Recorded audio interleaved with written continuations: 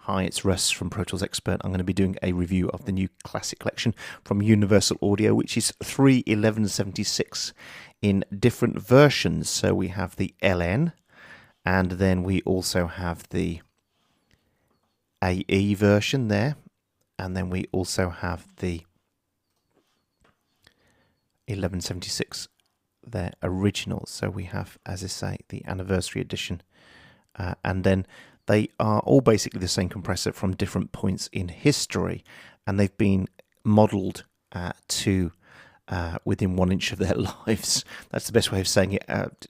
They pride themselves at Universal Audio at trying to get things exactly modelled as they were. So they've literally taken these right back down to the transformers and every part, modelled it all the way through. So these should respond just as the originals do. I had a discussion the other day actually with some producers who said, sometimes whether you've heard an original or not isn't the question, it's whether the sound works for you. So in one way, some of you may never hear these in real life, but what we're really comparing here is looking at three and seeing how useful they are for our recording processes. So what I thought I'd do some audio of a female vocal, a bass part, and then also a acoustic guitar, which are three favourites for these kind of models. And then we'll go through and I'll do you A-B comparisons, and then show you some of the other stuff that these guys do. They are all virtually the same apart from two versions, the LN and the original has an off position, and that enables you to use the signal path of these without using the compression, so you can actually turn it off, and it is pretty cool actually. I've been playing with it a bit today, so you can actually use them to add character to your track rather than actually add any compression. You can also, of course, put all the buttons in at the same time, just pressing the shift key, and then you get all the buttons in at the same time, and you can then get some pretty unique sounds as well. As you can see as well, we've got 4, 8, 12 and 20 in the ratio there, 2, 4, 8 and 20 there. So you've got a lower compression ratio, a much softer one, so that needs to be on 4 when you set it. And then, as I say, there we are. The other thing I've noticed as well is because they're modelled from different periods in history, they do have unique sounds and actually unique gain as well. So what I've done for now is I've set them exactly the same as each other to within 1 inch of their lives, as you can see there. And then what you'll notice actually is there's a volume change as we do A/B comparisons. So here's a vocal, let's play it, and I remember the day when you were red. I'm just going to take these out so that we can actually see one at a time, so you know which one I'm choosing. So let's start with let's just turn off the target mode on these guys. So there we go, we can switch between them now. So first we're looking at the LN. So here's the LN action. I remember the day when you were red. Now let's try it on the second one, which is the AE. I remember the day when you were red. And as you can see straight away, the volume's down. I remember the day when you were red. I remember the day when you were red. I remember the day when you were red. But also as well, I remember the day when you were. And that one there is up, so. I remember the day when you were red. I remember the day when you were red. So secondly is the tone then, and it's interesting, depending on the material you use, it's more significant than it is on other materials. On voice, it's very subtle. So as you listen through them, I remember the day when you were red. That's the LN, and let's give you a bit more this time rather than just keep playing that track over and over. It will just drive you crazy. I remember the day when you were. And I've got this vocal, it's bare, it's got no treatment on it whatsoever, and then you get an idea of how it's working against it. There's no reverbs, there's no EQ or anything, it's literally bare, it's untreated, it's uncut, you can even hear the headphone spillage. I remember the day when you were blue, but the sky was grey. And the top end is there on the second one. Was too. I remember the day when you were red. So that second one is the AE, and you can hear the top end cutting through there slightly more. I remember the day when you were blue. But there, as within the within both the LN and the A. Sorry, it takes a bit of time to get used to which one's which. You can hear the kind of mid-range. I remember the day when you... Maybe that's smoother. So really in order, we get more top end off this one, and then we go smoother and smoother as we go down. So the original... I remember the day when you are blue. And there you can hear a peak there around about 3 to 5k mark. I remember the day when you are blue. So that's smoother. I remember the day when you and more top end there. Blue.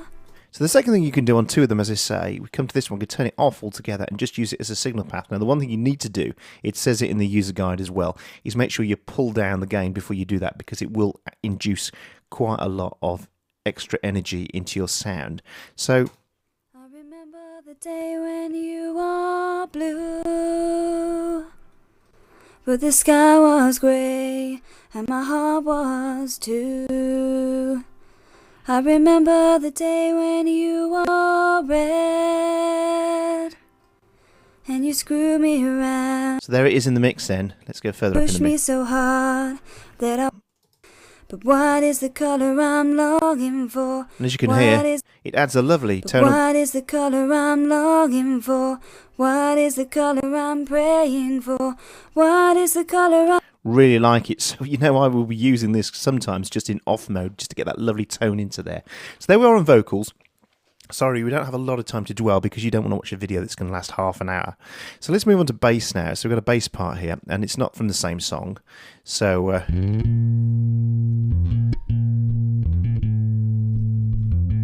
there's the LN.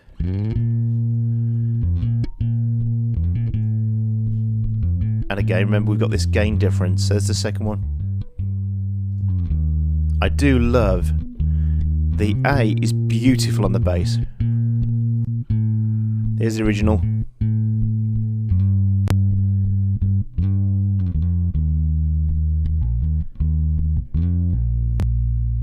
It just brings a load of focus to the sound. That's the only word I can use. That's quite flat, and the transients are just...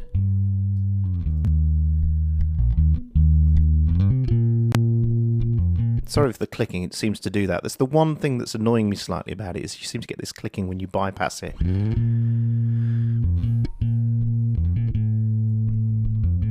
But that sound is sweet. And here's the second one again. That's the AE. More bottom end there. And there's the LN. Some more high mids in there.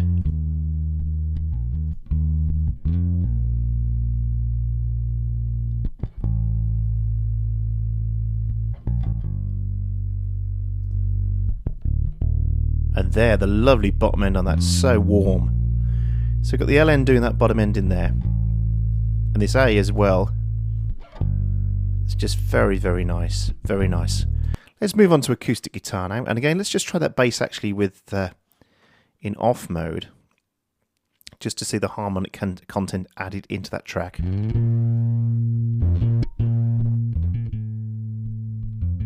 Of course, don't clip it.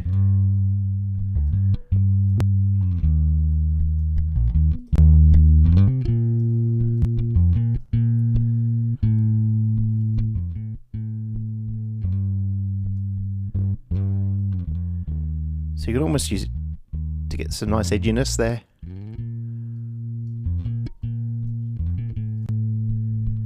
There's the original. There's the new one.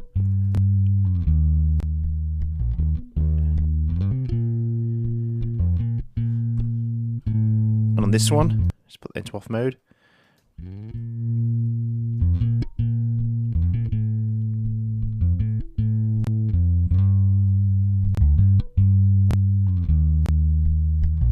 Bottom end is so sweet, it's beautiful.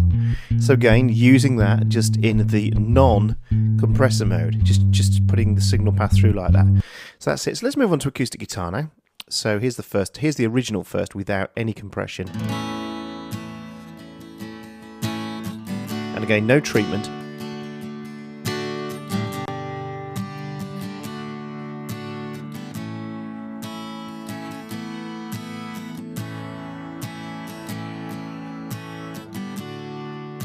And of course, if you want to reduce the effect of that, you'd of course bring down the input, which also acts as the threshold.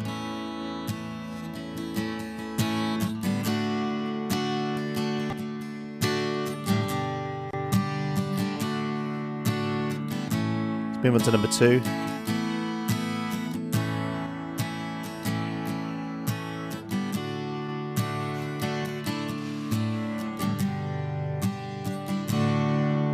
Then number 3.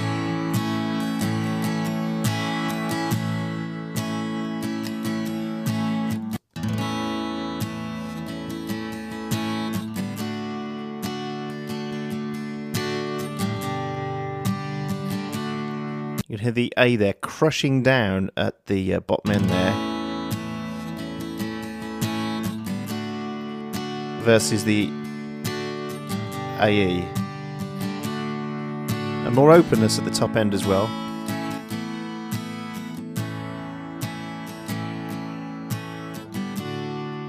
And then on the LN.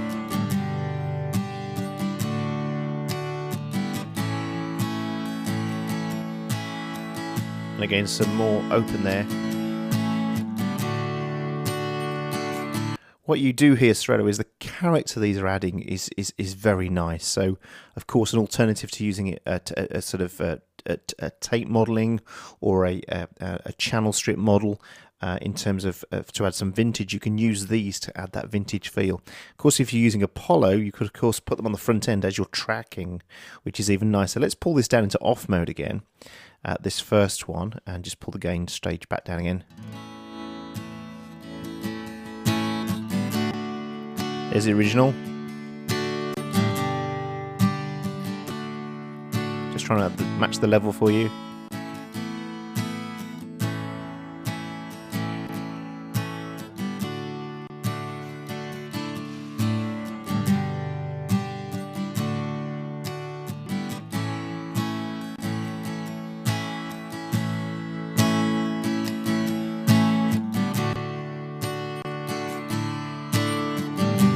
And again, on the original one again, let's turn this into off mode, pull it back.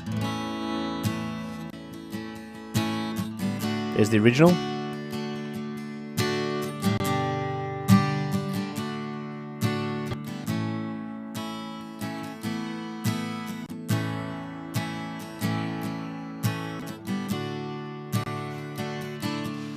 And what you find with some of these modes when you just have them in off mode is that it just glues it. That's the best word I can use. It just glues the actual part together a bit more. It just gives it, it's just adding back some of that harmonic content that's been lost.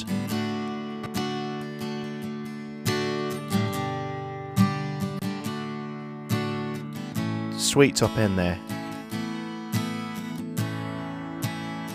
The AE, the LN. So there we go. So the other feature of them is, of course, that they've actually shipped with loads of really nice user presets from some top guys like Andrew Sheps and other guys like that, Ed Cherney, David Isaac, and you can try these out and use them. Obviously, some I've got things like acoustic guitar only from one guy, so you haven't got like acoustic from one guy, vocal from one guy, and then the same from everybody. They're giving you their favourite settings for what they often do. So we've got a tight bass there from Joe, and then you've got a bass there, for a different bass. So you can see that there's lots of stuff. I've tried some of them out, and they're really, really nice, really sweet, and really cool. And there's some parallel compression in there and stuff, so you could use it across the stereo pair as well. So that's my show and tell. My review. Of course, you need a UAD card or external device to run these, or you need the Apollo to run them. I think at the moment, I think they're selling for $149 on a special amount. I just looked on the site today, and you get 3 of them.